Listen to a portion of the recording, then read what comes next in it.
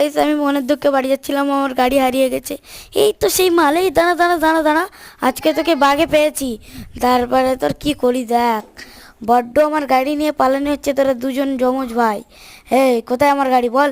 দাদা আমাকে মেরো না, আমার আড্ডায় আছে, তুমি আমার বাইক নিয়ে চলো, আমি দেখিয়ে দিচ্ছি। এই তুই পিছনে পিছনে আয়, যেন পালাবি নি, তাহলে তোর এত মার মারবো। এই তো আমার দাদা, আমার ডেরা, তুমি গিয়ে গাড়িটা নিয়ে নাও। খুব কষ্ট করে মডিফাই করেছিলাম, তা কি হয়েছে, আমারই ভালো, ফেরি ফেরি মেকানিক না হয়ে এ করেছে, কিন্তু আমার বাবার ভাঙড়ি গাড়ি চালাতে হচ্ছিল। এবার আমি আমার গাড়িটা নিয়ে চলে যাই। দা বেশি দাদা নিয়ে যাও না, খুব কষ্ট করে মডিফাই করেছিলাম। হ্যাঁ তুই কি বললি, দাঁড়া, তোরা দাইলের গায়ে পুরো মেরে দেবো। আমার সে ওপরে কথা না, দাঁড়া, তোর শুধু যদি না মারতে পারি তাহলে আমার নামও ইউর আহমদুল্লাহ না। লে তোর এত জোরে ধাক্কা মারবো দাইলে তুই মরেই যাবি। এ কি ওর মূল্য না, এ কি জাদুটনা করে এসেছে।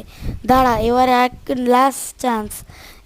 ইয়া, এইবার তো মরে গেছি। যাই আমার বাবার কাছে চলে যাই, আমার বাবা তো বাড়ি নেই, এ তো বাড়ির পাশেই আছে, আমার বাবা এখন বাড়ি নেই। আর আমারই ভালো, আমার বাবা ওই বাড়িতে গিয়েছে। আমি যাই, এখন আমি ঘরে গিয়ে শুয়ে পড়ি।